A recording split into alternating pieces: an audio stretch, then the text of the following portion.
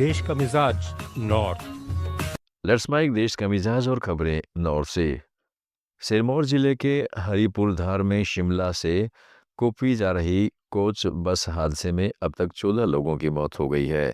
इसमें 6 महीने की बच्ची भी शामिल है। घायलों की संख्या बढ़कर 61 हो गई, जिनमें 10 लोग गंभीर रूप से घायल हैं।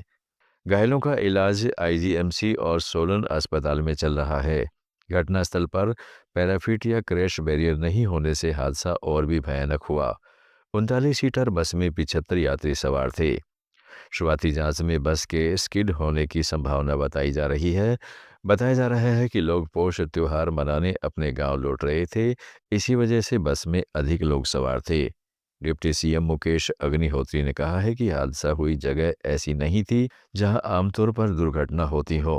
उन्होंने बताया कि सरकार हादसों के कारणों की जांच कराएगी, चाहे वे केमिकल फेलियर हो, ओवरलोडिंग या कोई अन्य वजह। मोस्ट प्रोबेबली अभी तक की सूचना के मुताबिक बस स्किड हो गई वहां से और गहरी खाई में चली गई, जिसमें कि 14 लोगों की दुखद जाने चली गई है और इसके अलावा लगभग 35 से ज्यादा लोग जो है जख्मी हुए हैं।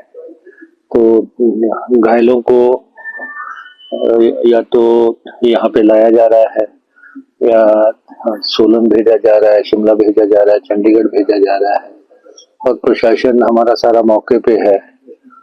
और लेट्स माइक देश का मिजाज नॉर्थ।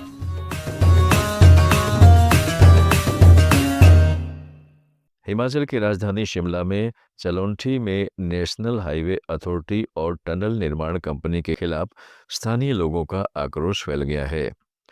लोग टनल का काम तुरंत रोकने पर अड़े हैं। प्रभावित परिवारों ने कंपनी पर दुर्व्यवहार के आरोप भी लगाए हैं। पंचायती राज मंत्री अनिरुद्ध सिंह मौके पर पहुंचे और उन्होंने ब्लास्टिंग तुरंत बंद करने के निर्देश दिए। मंत्री ने कहा है कि केंद्रीय मंत्री गडकरी ने प्रभावित भवनों की पूरी भरपाई का भरोसा दिया है। टनल निर्माण की वजह से कई मकानों में बड़ी दरारें आ गई हैं और संजौली ढली बाईपास भी क्षतिग्रस्त हो गया। देर रात प्रशासन ने सड़क पर वाहनों की आवाजाही रोक दी और पुलिस बल तैनात किया। करीब 15 परिवारों को मकान खाली कर शिफ्ट किया गया, लेकिन रात भर महिलाएं, बच्चे और बुजुर्ग सड़क पर ही रहे।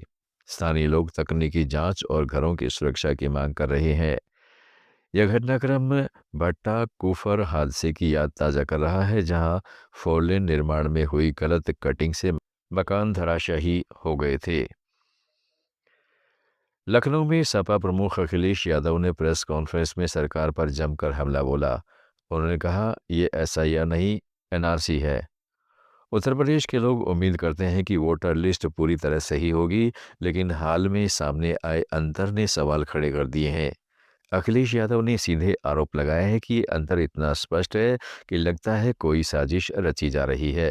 उन्होंने ये कहा कि अभी तो 3 लाख वोट कटे एक जिले में, अभी 2 विधानसभाएं अलग अलग जिले में हैं, उसमें भी हम लोग काटेंगे वोट।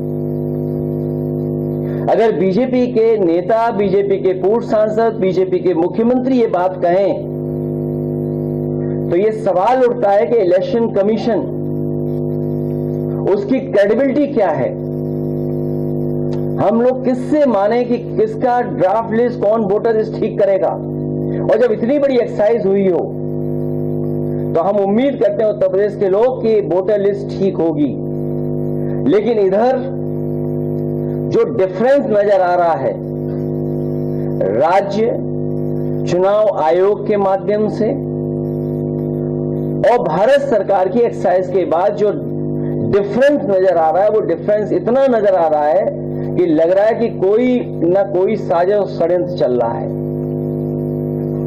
वोट पीडीएस समाज का काटने का और अपना वोट बढ़ाने का। देश का मिजाज में फिलहाल इतना ही। जुड़े रहिएगा लेट्स माइक के साथ। आप सुन रहे थे let's mic more than radio. Follow कीजिए हमें हमारे सोशल मीडिया प्लेटफॉर्म्स पर। आप सुन रहे थे let's mic more than radio.